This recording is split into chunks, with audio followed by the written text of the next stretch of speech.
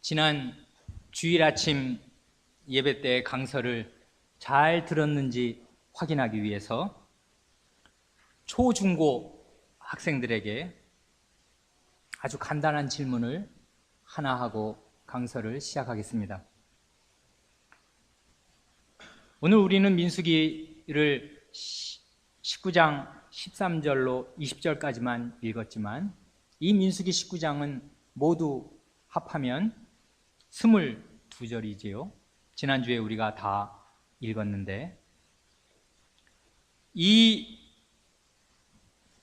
민수기 19장 전체를 방금 읽은 히브리서 9장 11절로부터 15절 가운데 이 민수기 19장 전체를 단 한마디로 압축한 말이 나오는데 그 말이 무엇이겠습니까?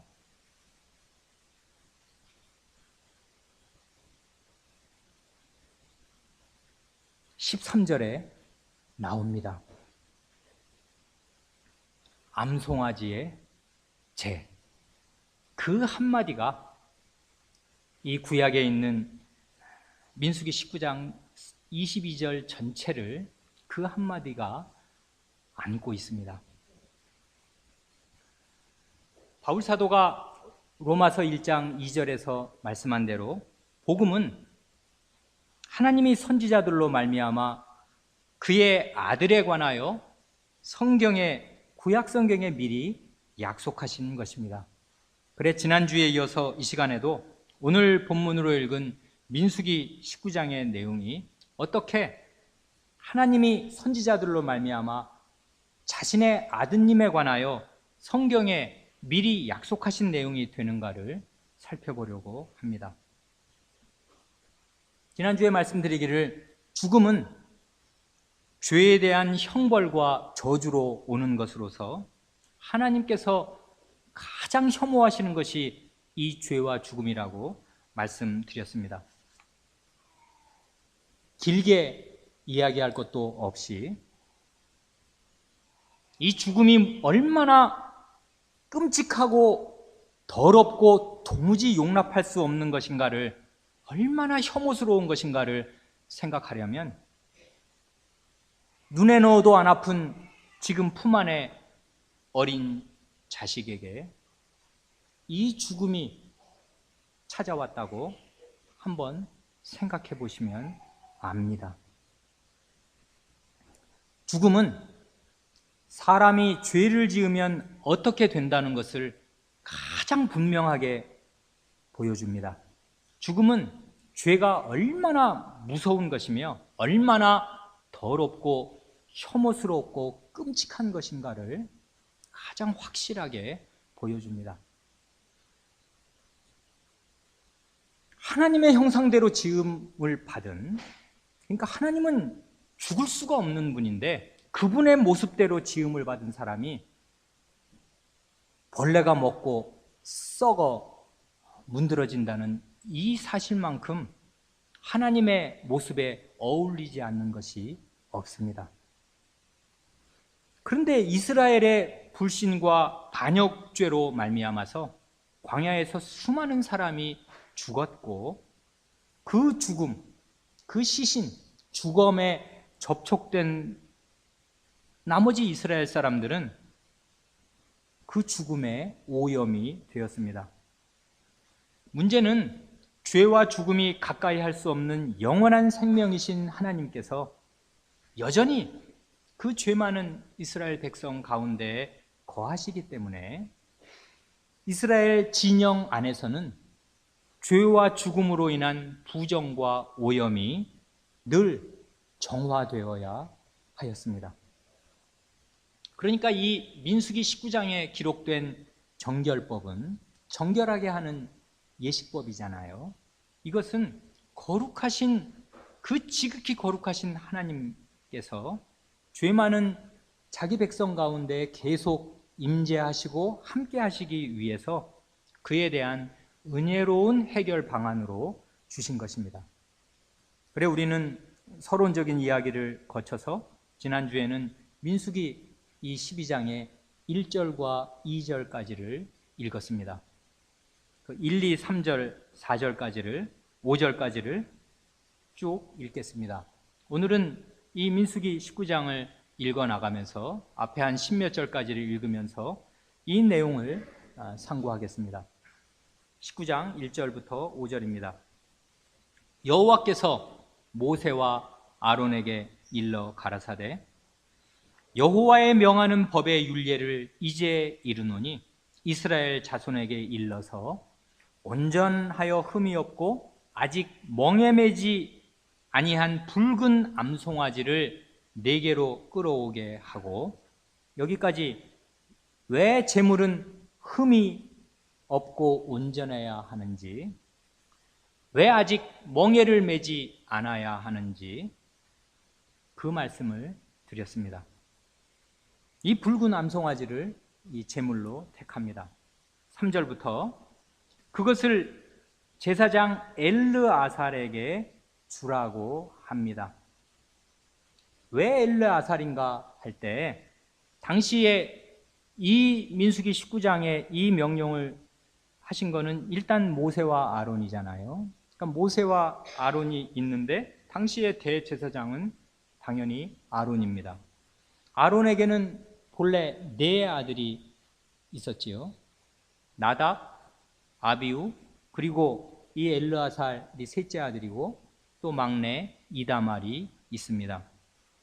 그런데 우리가 아는 대로 장자와 차자, 첫째 아들과 둘째 아들 나답과 아비우는 그게 아버지는 대제사장이요 이 4 아들도 제사장인데 이 제사장이 하나님께서 명하시지 않은 다른 불을 들이다가 그 불에 타서 죽었습니다.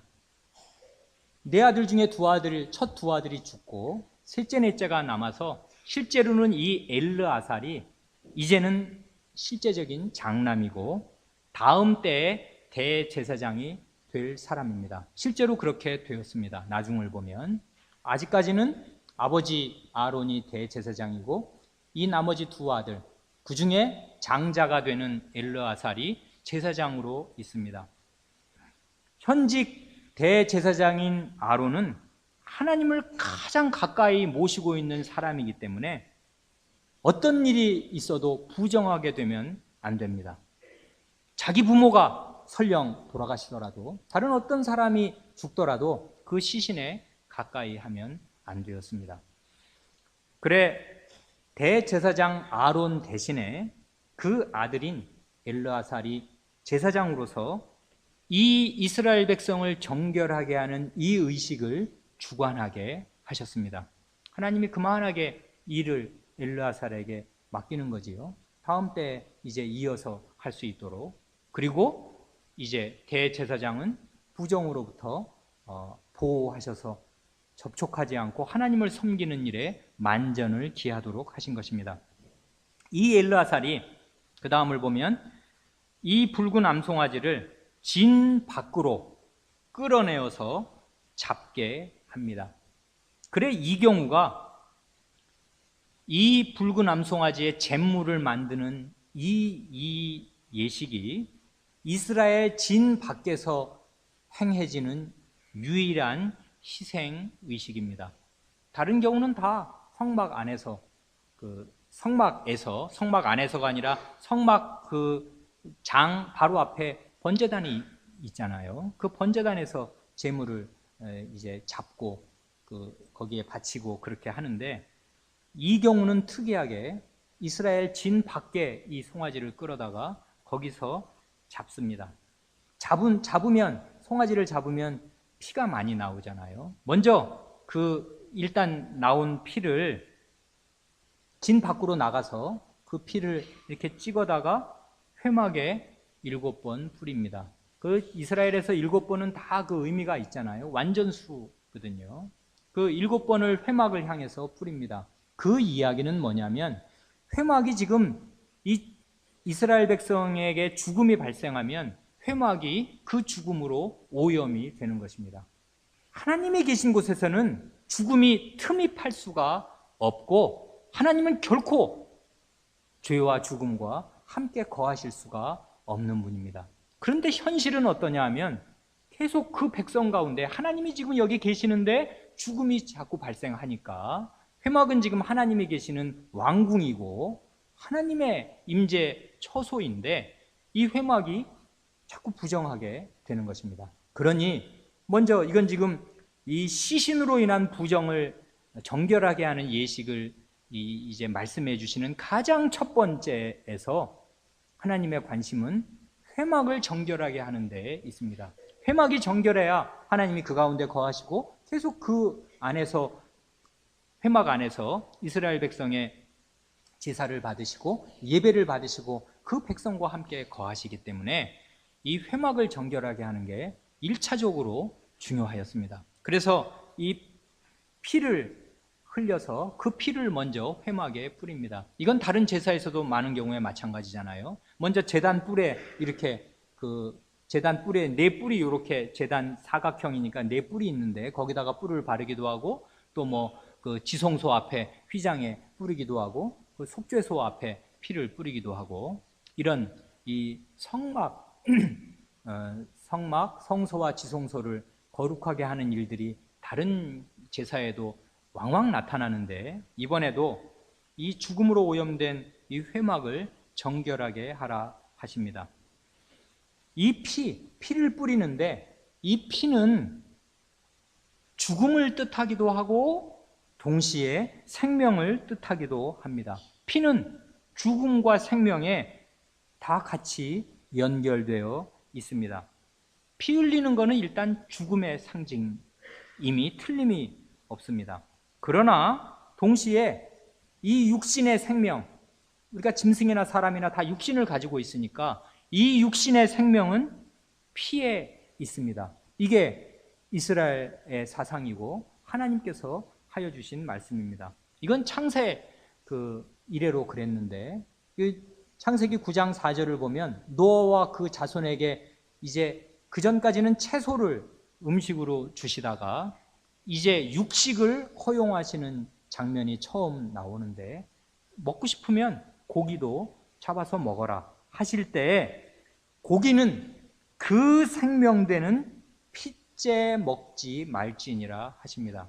그러니까 고기는 먹을 수 있으나 이 짐승의 생명이 그 피에 있으니까 그 피를 흘리면 결국 죽는 거잖아요. 그러니까 이 생명과 피가 등가니까 피는 먹어서는 안 된다. 그 말은 생명 자체를 네가 먹거나 취할 수는 없다. 이건 짐승의 생명이라도 하나님 자신의 것이고 하나님이 부여하신 생명이지 사람은 고기만 주는 것이지 생명 그런 걸 먹으라고 한 거 아니다 하셔서 피째 못 먹게 하셨습니다.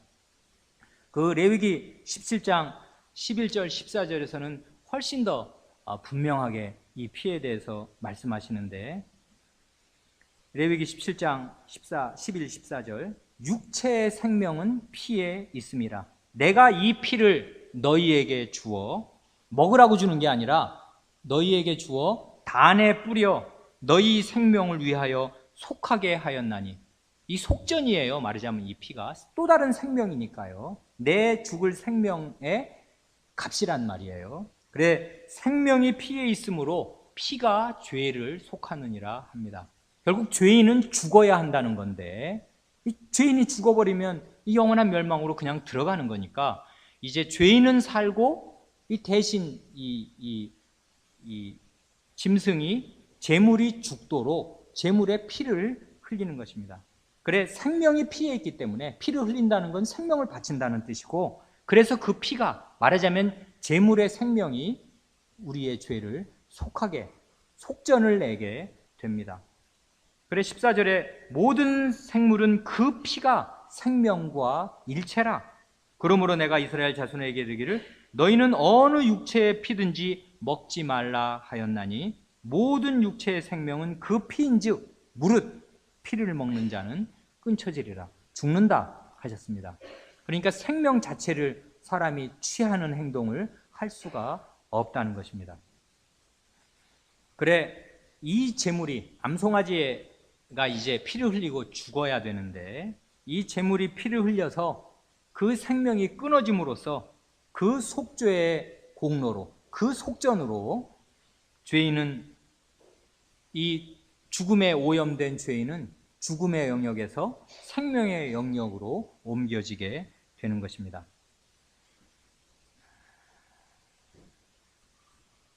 그 다음에 그 뒤를 이제 그 다음을 보면 5절, 그 암소를 자기 목전에서 불사르게 하되 그 가죽과 고기와 피와 똥을 불사르게 하고 합니다. 암송아지 전체를 이제 피를 먼저 잠깐 흘려서 그 피를 회막에 뿌렸잖아요. 그리고 나서 그 암송아지 전체를 핏째 불사릅니다. 그러니까 여기 보면 가죽, 살, 고기, 그 다음에 피, 심지어는 오물까지 이렇게 제물의 전체를 불사르는 경우는 이 경우가 구약에서 유일한 경우입니다. 참고로 레위기 4, 5장을 보면 속죄제의 경우는 어떻게 하냐면 먼저 피를 이렇게 속죄제의 제물을 잡잖아요. 수송아지든지 뭐 염소든지 잡아서 회막 앞에 피를 뿌리고요. 그 제단 뿔, 네 뿔에 피를 바른 다음에 피를 태우는 게 아니고요. 속죄제 제물의 피는 제단 앞에 다 쏟습니다. 그러니까 제단 앞에는 뭐 피가 흥건하겠지요. 그 피를 다 제단 앞에 쏟는다고요. 그리고 제물의 기름, 뭐 내장이나 이렇게 엉덩이 부분이나 기름이 많잖아요. 소나 이런 거. 그 기름을 걷어내서 번제단에다 태웁니다. 기름이니까 잘 탈 거 아니에요. 번제단에 나무가 놓여 있고 그 제물에 기름을 넣고 피는 이미 다 쏟았고, 그러고 나서 이 남은 그 고기, 이 제물은 진박, 재버리는 곳이 진박이지만 그 정한 곳이거든요. 원래 이스라엘 진만 정하고 진박은 다 부정한 이방인의 영역인데 진밖에 유일하게 정한 곳이 재버리는, 이 성막에서 이 제단에서 나온 이 재를 버리는 곳이 정한데 그곳에서 나머지 그 고기를 불태웁니다. 이게 속죄죄에 이루어지는 방식이거든요. 그런데 이번 이 죽음의 부정을 정결케 하는 잿물을 만들 이 암송아지는 그렇게 하는 게 아니라 그냥 전체를 핏째 그리고 오물까지 다 통째로 불사릅니다. 그 다음에 이어서 6절을 보면 동시에 제사장은 그 재를 이제 지금 재를 만들기 위해서 이 소를 지금 불태우고 있잖아요. 소가 타려니까 모든 걸 다 태워야 되니까 얼마나 오랜 시간을 태우겠어요. 타는 동안에 이 제사장 엘르아살은 백향목과 우술초와 홍색 실을 취하여 암송아지를 사르는 불 가운데 던질 것이며 합니다. 그러니 이 정결하게 하는 보조재료, 이 피만이 아니라 세 가지의 보조재료를 그 불 속에 던지라 하십니다. 백향목, 우술초, 홍색, 빨간색 실입니다. 백향목은 레바논, 저 두로와 시돈, 그 이스라엘 위의 부분이요. 레바논에서 많이 나는 고급 나무입니다. 20m에서 30m까지 곧게 나무가 자라서 나중 이스라엘 역사를 보면 우리가 아는 대로 성전이나 왕궁을 짓는 데 사용되었던 고급 목재입니다. 그런데 이스라엘뿐 아니라 고대 근동의 여러 나라에서는 정결의식을 행할 때 이 백향목을 중요하게 사용하였습니다. 이 백향목은 생명의 영속성에 대한 상징이기 때문에 그렇습니다. 나무가 그 하얀 나무가 그 나무 속 색깔이 그게 그냥 곧게 쭉쭉 뻗어서 자라면 사람이 그런 나무 옆에 가면은 그 신선한 생명력을 느끼잖아요. 우리가 숲에 가서 큰 잘생긴 큰 나무를 보면은 이 생명력을 느낀단 말이에요.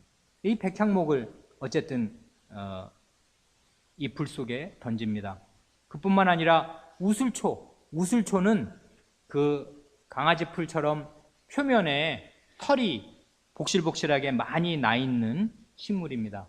이 우술초는 죽음의 부패를 정결하게 하는 상징입니다. 그래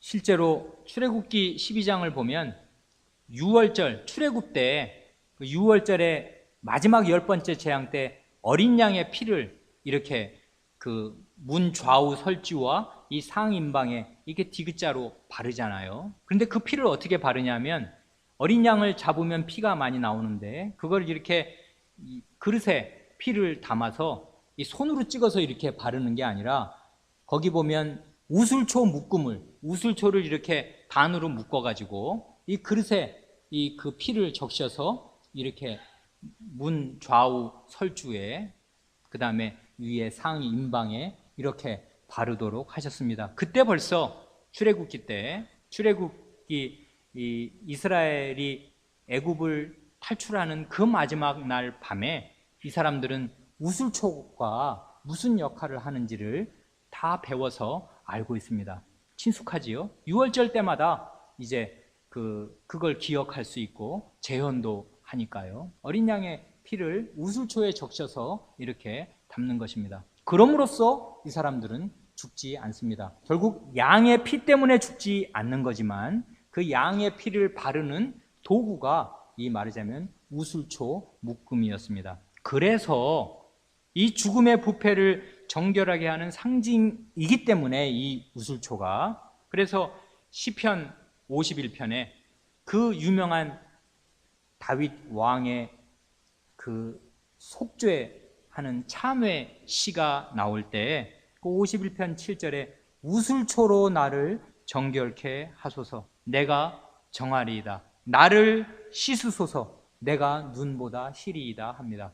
거기에서는 간음죄를 언급하지 않고 피 흘린 죄, 살인죄, 죽음을 초래한 그 씻을 수 없는 자기 죄를 자백하면서 우슬초로 나를 정결케 하여 주십사고 주님께 기도하는데 그 우슬초란 바로 이렇게 이 죽음의 부패에서 자기가 살인자잖아요. 그 죄는 어떻게 그 붉은 죄를 씻을 수가 없는데 마치 옛날에 어린 양의 피를 우슬초에 이렇게 찍어서 발라서 죽음을 면했듯이 나를 이 살인죄에서 피 흘린 죄에서 저를 씻어 주십시오 할 때 우슬초로 나를 씻어 정결케 하여 주십사고 주님께 기도합니다. 그래 그 우슬초를 함께 이 속에 이 재를 만드는 속에 함께 넣으라 하십니다. 그 마지막에 홍색실도 그 붉은색 피와 같이 붉은색의 실을 넣어서 강한 이 생명력을 나타내는데 그게 여기에 그냥 들어가서 불에 타버리는 것입니다. 이 홍색실은 아마 이 백향목하고 우슬초를 묶는 데 쓰였을 것입니다. 그래 우슬초 다발하고 백향목을 이렇게 빨간 실로 묶는단 말이에요. 이 경우만 이 잿물 암송아지의 잿물을 만드는 경우만이 아니라 그 레위기 우린 지금 19장을 읽고 있는데 그 앞에 몇 장 앞으로 가서 14장을 보면 이스라엘의 가장 심각한 병이 문둥병이거든요. 그러니까 문둥병은 일단 하나님께 와서 예배를 드릴 수가 없고 이스라엘 백성과 함께 살 수가 없습니다.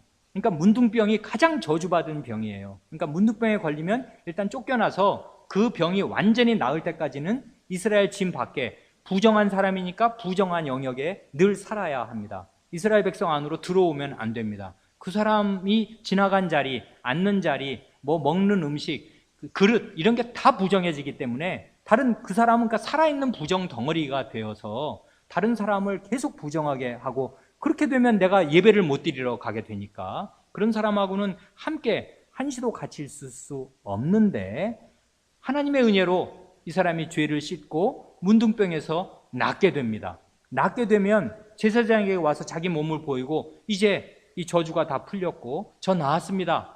이렇게 할 때 그 사람을 위해서 새를 잡아서 새 피를 백향목, 우슬초, 홍색 실에 찍어서 그 사람에게 새 피, 이 날아다니는 새를 제물로 잡아서 그 피를 찍을 때 백향목, 우슬초, 홍색 실로 피를 찍어서 이 사람에게 뿌려줍니다. 그러니까 이스라엘 사람들은 이 레위기를 읽을 때 14장을 먼저 읽으니까 백향목, 우슬초, 홍색실. 이거는 가장 심각한 부정을 정결하게 할 때 쓰인 재료들이구나 하는 것을 아는 상태로 지금 19장에 온 것입니다. 그래, 이 19장에 오면 이 죽음의 부정, 그러니까 이건 문둥병보다 더하잖아요. 죽음은 돌이킬 수가 없는 부정이란 말이에요. 그 부정으로부터 우리가 정결케 될 때 마치 문둥병 환자가 정결케 될 때 썼던 그 재료들이 같이 들어가는구나 알 수 있습니다. 여기에서 그 장면을 생각해 보면 붉은색이 아주 두드러집니다. 그렇잖아요? 붉은 암송아지입니다. 송아지는 대체로 색이 붉은데 그냥 허옇게 색이 바랜 그런 송아지 아니라 생명력이 충실한 그 붉은 송아지 전체가 붉은데 그 피를 이례적으로 불사릅니다. 피는 그전에는 다 쏟는데 이 피째 불사르고 또 홍색 실이 있습니다. 그러니 이 정결 예식에서 가장 두드러지는 것은 이 붉은 색입니다. 색으로는 붉은색이 두드러집니다. 피가 생각나고 이 생명력이 생각나고 동시에 그 피를 쏟는 피가 없어지는 그 생명이 끊어지는 이 죽음이 생각나도록 그렇게 붉은색을 하나님께서 강조하셔서 그 예식을 이 백성에게 가장 시각적으로도 효과 있게, 하나님은 가장 지혜로우신 선생님 아니세요? 그래서 시각적으로도 이 백성이 죽음의 이 부정에서 벗어나게 될 때 그 장면을 잊지 않도록 이렇게 다 배려하셔서 붉은 암송아지와 붉은 실을 이 정하게 하는 재료로 사용하라 하셨습니다. 7절부터 그 다음 10절입니다. 여기 보시면 저녁까지 부정하리라 하는 말이 몇 번 나오는지 한번 보시고, 또 누가 3번 나오는데 누가 부정해지는지 그걸 한번 보시기 바랍니다. 7절로부터 10절을 낭독합니다. 제사장은 그 옷을 빨고 물로 몸을 씻은 후에 진에 들어갈 것이라. 그는 저녁까지 부정하리라. 제사장 자신이 지금 이 예식을 주관하는데 이 사람이 그날 저녁까지, 그 암송아지 잡는 날 저녁까지는 부정합니다. 당일에 부정하다는 거죠. 왜냐하면 저녁이 되면 날이 바뀌는 거거든요. 이스라엘 사람들은 새날이 되는 겁니다. 이제 해가 지면. 그러니까 하여튼 그날까지 잡는 날, 이 깜깜한 데 잡을 수는 없는 거잖아요. 그러니까 낮에 잡는데 그날까지는 부정하다. 그 다음에 8절, 송아지를 불사른 자도 그 옷을 물로 빨고 물로 그 몸을 씻을 것이라. 그도 저녁까지 부정하리라. 여기를 보면 물이 정결하게 하는 요소잖아요. 그러니까 언제부터 옛날부터 그런 거잖아요. 물은 더러운 걸 씻는 거 아니에요. 정결하게 하는 요소란 말이에요. 물 자체가. 그러니까 이제 옷을 빨고 옷에 묻은 부정함도 다 빨아서 물로 없애버리고 몸에 묻은 부정함도 물로 씻어버리고. 그런데 누구냐면 첫 번째 사람은 엘르아살 제사장, 그 예식을 전체로 주관하는 그분. 그 다음에 실제로 송아지를 불사르는 사람은 제사장 자신이 하는 게 아니라 이제 그 다른 사람이 송아지를 불사르는데 그 사람도 저녁까지 부정합니다. 그 다음에 9절, 이에 정한 자가, 그러니까 죽음에 오염되지 않은, 시체에 오염되지 않은 깨끗한 자가 암송아지의 죄를 거두어서 짐 밖 정한 곳에, 짐 밖에 정한 곳은 원래 재버리는 곳이 정한 곳이거든요. 이 다 탄 죄를 거두어서 일단 진 밖 정한 곳에 둘지니 이것은 이스라엘 자손 회중을 위하여 간직하였다가 부정을 깨끗게 하는 물을 만드는 데 쓸 것이니 이 죄가 곧 속죄의 죄니라. 암송아지의 죄를 거둔 자도 그 옷을 빨 것이며 저녁까지 부정하리라. 이는 이스라엘 자손과 그 중에 우고하는 외인에게 영원한 율례니라. 그러니까 제물이 된 암송아지의 잿물을 만드는 데 관련된 사람들, 이 관련자 전원이 저녁까지 당일 다 부정합니다. 7절, 8절, 10절. 그게 누구냐면 제사장, 송아지를 불사를 나서 태운 사람, 그 송아지의 죄를 거두은 사람, 이런 사람들이 다 부정합니다. 나중에 21절을 보면 이 잿물을 만들어서 물을 뿌려주는 사람은 더러운 사람에 뿌려주는 게 아니라 시체와 접촉되지 않은 정한 사람이 접촉된 사람, 더러워진 사람에게 물을 뿌려주는데, 그 물을 뿌려준 사람, 그리고 그 물을 만진 사람도 다 저녁까지 부정합니다. 그러니까 네 종류의 사람이 하여간, 그러니까 그 예식을 집행한 사람, 거기에 참여한 사람은 모두 다 당일까지 부정해집니다. 부정하게 되는 이유는 이 송아지가 지금 가장 심각한 죽음의 오염을 대신 담당하고 죽은 희생 제물이기 때문에 그렇습니다. 그러니까 죽음 덩어리고 오염, 부패 덩어리란 말이에요. 이게 이 전가가 됐으니까. 그러니까 이 송아지랑 접촉한 사람들, 그 물에 접촉한 사람들은, 그 물은 사실은 부정을 정결케 하는 물임에도 이 물에 접촉한 사람들은 당일까지는 부정한 것입니다. 이 암송아지의 죄를 이제 정한 곳에 지금 재가 상당히 많은 양이 지금 있을 거 아니에요. 소 한 마리가 타면은 재가 얼마나 많이 나오겠어요. 그래, 이 재를 물에 탑니다. 흐르는 물, 깨끗한 물이죠. 그러니까 이게 고여있는 물이 아니라 이 생수, 흐르는 물에 타서 부정을 깨끗게 하는 물을 만듭니다. 이것이 구절을 보면 속죄제라 하십니다. 이게 죄를 속하는 제사라고요. 이 물을 뿌리면, 내가 이 물로 뿌림을 받으면 나는 속죄 제사를 드린 것과 마찬가지의 효과를 거두게 되는 것입니다. 그러니까 이 물로 뿌림을 받으면 제3일과 제7일, 그렇게 되면 하나님의 백성으로서 진 안에서 살 수도 있을 뿐만 아니라 정당한 하나님의 자녀로서 성막에 나아가 제사를 드리고 예배를 드릴 수도 있습니다. 이 정결의식은 사실 대단히 간단합니다. 이 속죄제 제사에 비하면 간단하다, 그 말씀이에요. 그리고 양이 많으니까 굉장히 많은 사람에게 한꺼번에 효과적으로 뿌릴 수가 있습니다. 그리고 이스라엘 사람과 이스라엘 안에 사는 외국인에게, 외인들에게도 다 같이 적용됩니다. 그러니까 외인들도 이스라엘 진 안에 살 수가 있게 됩니다. 원래 죽음의, 우리 아버지가 돌아가셨으면 장례를 자식들이 치르고 부인 석건해서 이 많은 사람들이 오염이 되는데, 이 죽음으로 오염된 이 부정을 속죄 제사를 드려서 씻어야 한다 그러면은 너무나 많은 사람들이, 한두 사람 지금 죽는 게 아니라 하루아침에 24,000명이 죽으면 장례 인원이 몇 명이며 찾아오는 조문객은 또 몇 명입니까? 5사람이면 10만 명일 거 아니에요. 10만 명이 부정하게 되면 몇 마리의 지금 속죄 제물을 드려야 되는 겁니다. 10만 마리를 잡아서 성전에 와서 제사를 드리면은 그게 물리적으로 가능하겠습니까? 그러면 물리적으로 불가능해서 제사를 안 드리면 어떻게 되겠습니까? 그러면 그 사람들이 또 살아있는 부정의 원인자들이 되어서 계속 돌아다니는데, 그리고 말하고 밥 먹고 그 사람들하고 함께 있는 사람이 다 부정해지면 결국은 이스라엘 전체가 부정해지게 되니까, 이 속죄 제사를 통해서 원래 방식대로 죄를 깨끗게 할 방식이 너무나 비용이 많이 들고 너무나 많은 값을 치르게 하니까 하나님께서 상당히 간단한 방식으로, 그러나 간단하지만 이걸 안 하면 어떻게 되는가? 죽습니다.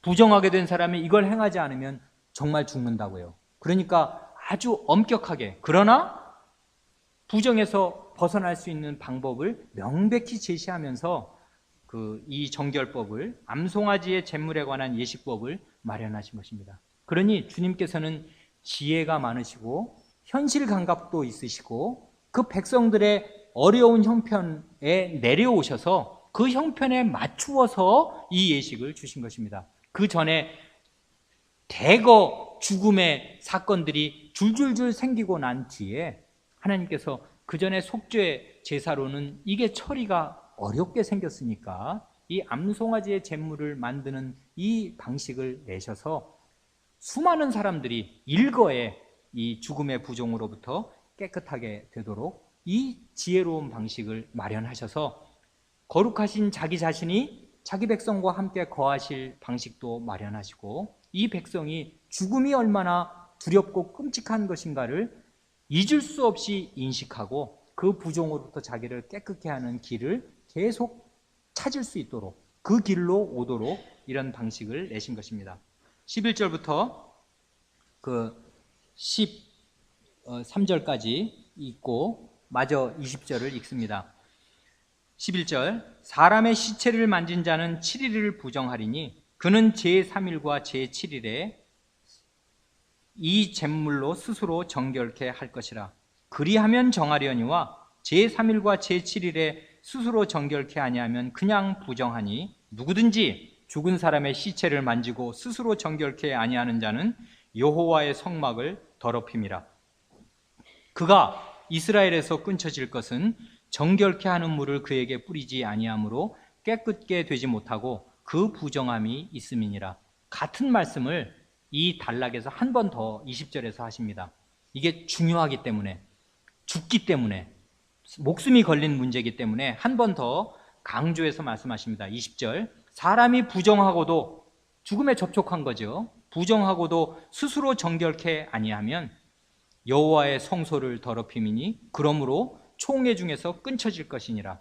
그는 정결케 하는 물로 뿌리움을 받지 아니하였은즉 부정하니라 하십니다. 이 정결케 하는 물이 제3일과 제7일에 2번 사용되었다는 것은 시체에 의한 부정이 얼마나 심각한 것인가를 말해줍니다. 물은 본래 더러운 것을 깨끗게 하는 일반적인 수단이잖아요. 그래서 제사장도 그날 더러워졌으면 옷을 빨고 목욕을 하면 정결하게 된다고요. 그런데 제사장은 시체에 접촉한 게 아니잖아요. 그러니까 그 정도 물로 그냥 씻어서 정결케 하면 정결하게 되는 건데 그게 그 정결 예법이잖아요. 그런데 이 시신에 접촉한 사람들, 이 사람들의 부정은 그렇게 맹물로 흐르는 물로 씻어서는 정결하게 되지 않고 이 죽음에 의한 부정은 부정 가운데 가장 지독한, 가장 강력한, 하나님하고 가장 상극인 그런 부정이기 때문에 물만으로는 불충분하여서 이렇게 이 제물을 마련해서 송아지 한 마리면 그것도 작은 돈이 아니잖아요. 송아지를 잡아야 하고 그 다음에 거기 이런저런 그 정결 보조제들을 같이 넣어서 재를 만들어서 잿물을 뿌리도록 그렇게 하셨습니다. 이렇게 죽음으로부터 부정함을 씻을 수 있는 길을 열어주셨는데도 자기를 정결케 하기를 거절하고서 계속 종교의식에, 계속 성소에 나오는 자는 누구나 죽임을 당합니다. 왜냐하면 자기에게 달라붙은, 자기가 오염된 그 부정이 여호와의 성소를, 그 부정을 그대로 가지고 와서 여호와의 성소를 더럽히기 때문입니다. 그러니까 여기 보면 여호와의 성소, 여호와의 성목을 더럽혔으니까 그 사람은 총회 중에서 끊어져야 한다 하십니다. 그런데 한 가지 기억할 것은 이 물을 뿌리는 사람이 누군가, 제사장인가? 아니어도 됩니다. 일반 백성 누구라도 부정한 사람이 아니라면, 그러니까 죽음에 오염되지 않은 누구라도 이 물을, 그 사람이 정한 사람이니까 이 물을 뿌려줄 수가 있습니다. 이걸 보면 이 민수기 6장에서 나실인 제도가 나오잖아요. 그 나실인 제도는 일반 백성 누구나에게 제사장처럼 하나님을 섬길 수 있는 길을 열어주신 제도거든요. 놀라운 제도죠. 그러니까 뭐 어떤 고라 자손들은 자기가 레위인 같은 고귀한 일을 하면서도 아니 왜 우리는 이 성막 지키는 일만 해야 되고 제사장 저 일은 왜 못해? 왜 성막 안으로는 우리는 왜 못 들어가? 불만이다, 기분 나쁘다, 차별 대우받는다 해서 자기 위치를 지키지 않고 그런 불만을 했다가 생매장 되지 않았어요. 그런데 사실은 그렇게 할 이유가 하나도 없이 나실인 제도가 있어서 나는 레위인도 아니고 제사장도 아니더라도 제사장과 똑같이 자기를 하나님께 드리고 살 수 있는 길을 하나님께서 사실은 다 마련하여 주신 것입니다. 온 나라를 제사장 나라로 삼으시려고.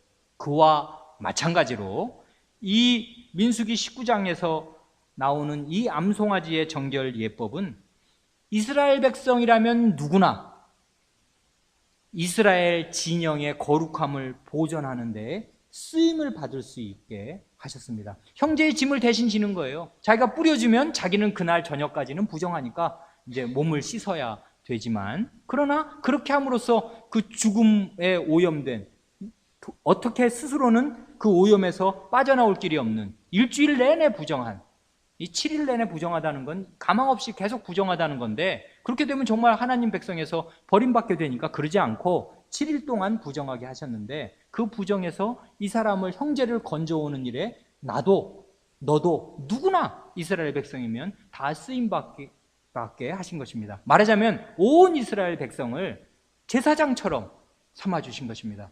그러나 이 예식이 이게 함부로 민간에서 자기 마음대로 하는 예식이어서는 안 되니까 제사장이 주관하지만, 제사장은 주관할 뿐이고 실제로 이걸 집행하는 사람들은 당사자들입니다. 그런 사람들이 이 예식을 집행해서 형제가 형제의 짐을 지면서 나도 이스라엘 진을 거룩하게 하는데 다 쓰임 받도록, 그런, 이게 얼마나 이스라엘 백성을 거룩한 백성으로 하나로 모으는 지혜롭고 아름답고 현실적인 예식입니까? 이 암송아지의 제 이야기를 히브리서 기자가 이렇게 아름답게 말해서 우리에게 묻습니다. 히브리서 9장에서는 이 암송아지의 제와 예수 그리스도의 피를 나란히 놓고 저울에 올려놓고 너희 한번 달아봐라, 그렇게 말합니다.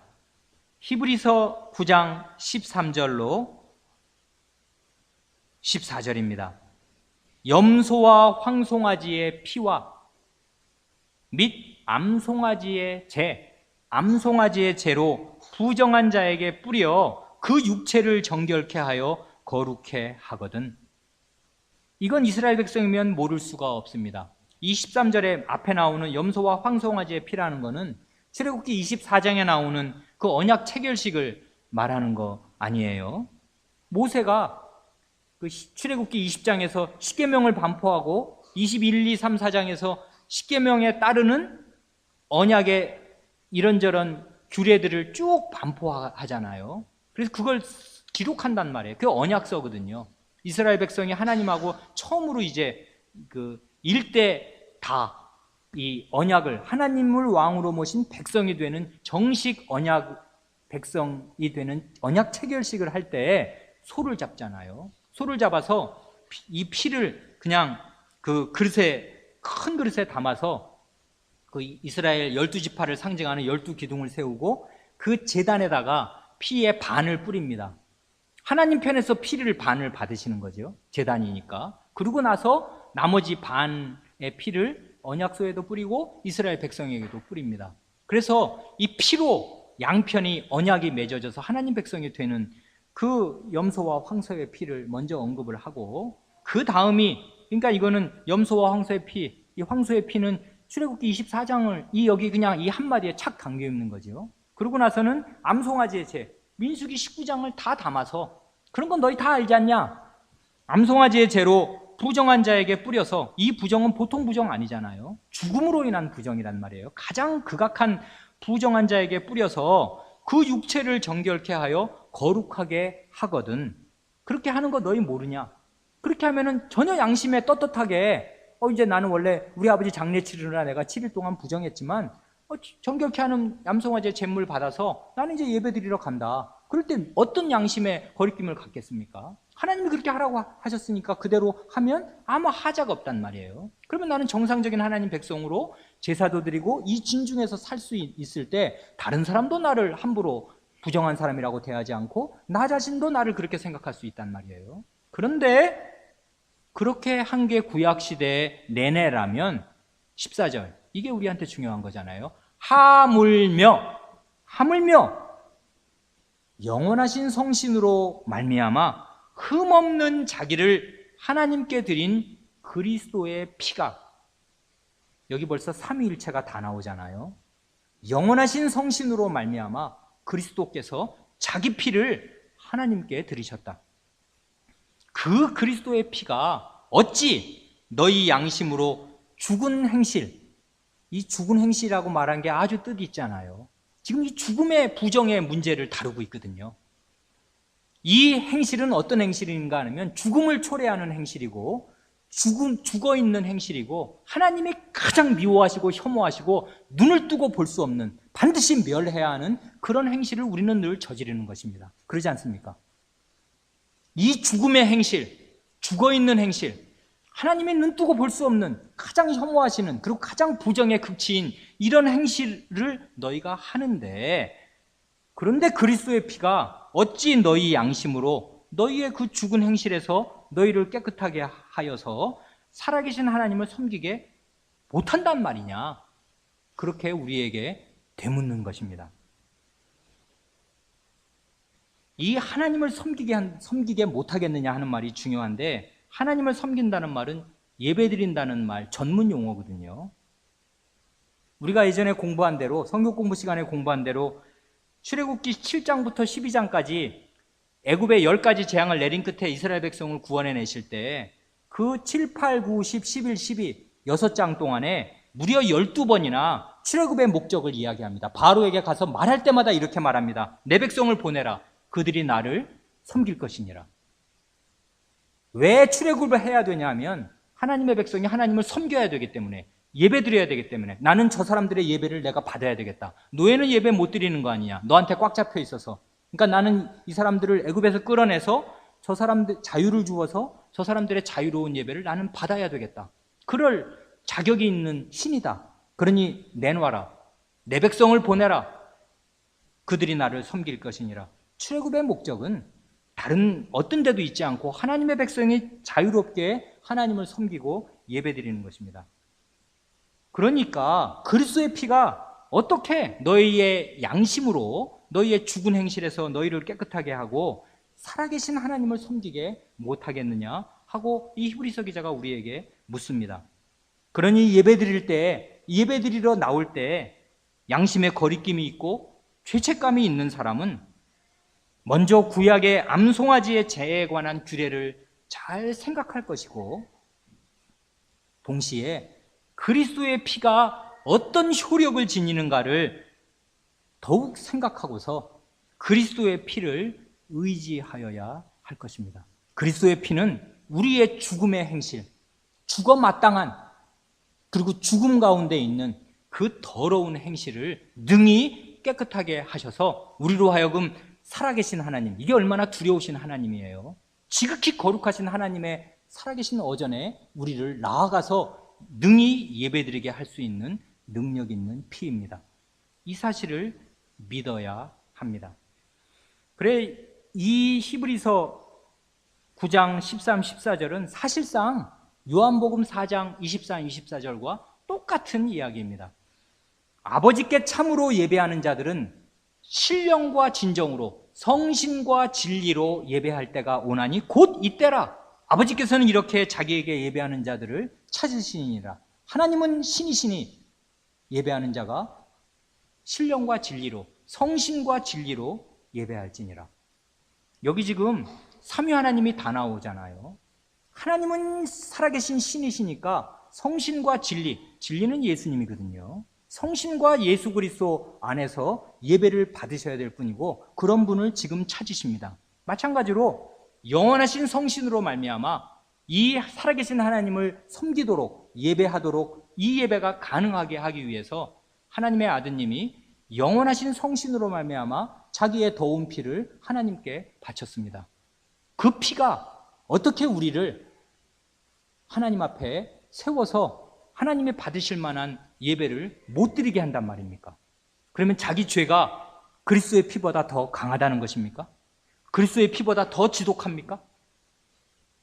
죽음에 사로잡혀 있는 나의 이 죽어마땅한 이 흉악한 죄가 그리스도의 피보다 더 강력하여서 나는 하나님 앞에 못 선다. 내 예배는 하나님이 못 받으신다. 그러겠습니까?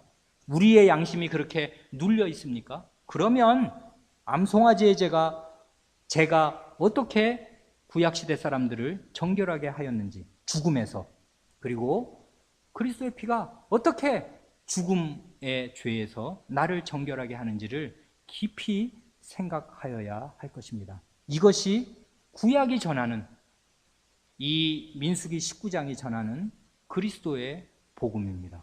이 복음을 제대로 들은 이 히브리서 기자가 이 구약을 아는 사람들에게 이 구약을 가지고서 그리스도의 피에 대해서, 그 효력에 대해서 말하는 것입니다. 그까지 암송아지의 피와 제가 나를 정결하게 한다면 예수 그리스도의 하나님의 아드님의 피가 나를 정결하게 못하겠느냐?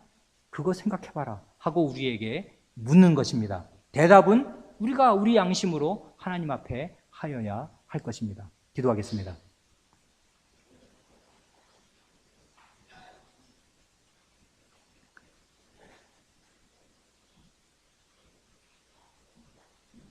하나님 아버지, 구약시대에 다른 민족도 아니고 하나님께서 구원하신 백성이 무수히 죄를 짓고 하나님 말씀을 어기고 반역하여서 죽고 또 죽어 허무하게 광야에 묻혀서 죄와 죽음이 질펀하게 되었을 때 그 죄와 죽음의 더러움으로부터 자기 백성을 정결케 하셔서 하나님과 사귐을 갖고 하나님께 예배드리는 언약 백성으로 만드시려고 암송아지의 잿물에 관한 예식을 내셨사오며, 그 예식을 내실 때 하나님 아버지의 마음속에는 아드님 예수 그리스도의 피를 흘리실 날을 바라보시고, 과연 역사의 마지막 날에 아드님을 보내셔서 그 피를 흘리게 하시고, 그럼으로써 저희의 이 죽을 죄에서, 이 더러운 행실에서 저희의 양심을 깨끗하게 하시고 구원하셔서 살아계신 하나님을 섬기며 하나님 앞에 주일마다 나와 예배드리게 하셨사오니, 이 하나님, 삼위 하나님께서 이루신 이 거대한 구원, 능력의 구원을 저희로 하여금 믿을 수 있게 하여 주시고, 믿음으로 말미암아 저희 양심의 평안과 기쁨과 안정을 얻게 하여 주시며, 그리하여 저희의 예배가 양심이 짓눌린 가운데 불안에 떨며 드리는 확신이 없는 예배가 아니라 저희의 예배를 받으시는 하나님 앞에 확신과 담대함으로 나아가 받으실 만한 예배를 드리는 참된 예배, 하나님 아버지께서 찾으시는 신령과 진정으로 드리는 예배, 성신과 그리스도 안에서 드리는 예배가 늘 되게 하여 주시기를 구하옵니다.